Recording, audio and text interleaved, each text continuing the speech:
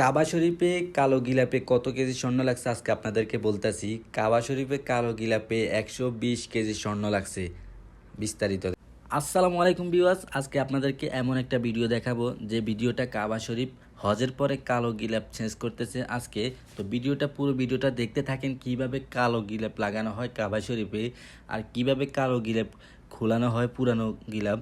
তো আজকে পুরো ভিডিওটা দেখতে থাকেন আর ভিডিওটা অবশ্যই শেয়ার করবেন প্রতিটা ভাই, কারণ আল্লাহ তাআলার কাবা শরীফে যেন প্রতিটি মুসলমানের ইচ্ছা যে আল্লাহ তাআলার কাবা শরীফে গিয়ে যেন হাজিরা দিতে পারি, লাব্বাইক আল্লাহুম্মা লাব্বাইক এই কথা বলে আল্লাহর কাবা শরীফে যেন হাজিরা দিতে পারি।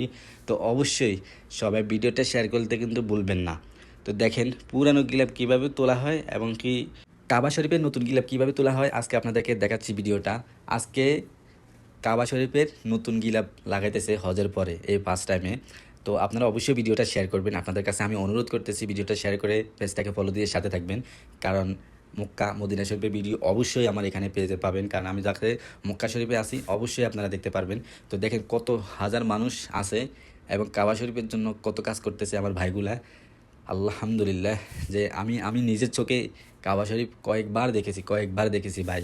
বিশ্বাস করেন ওইখান থেকে আসতে মন চায় না। আল্লাহ তাআলা যেন আমার প্রতিটা ভাই মুসলমানদেরকে কাবা শরীফে নেওয়ার জন্য তুমি কবুল করে নিও। দেখেন কি সুন্দর করে দুই চোখ জুড়ে যায়, বুঝছেন? বিশ্বাস করেন ভাই কত সুন্দর লাগে।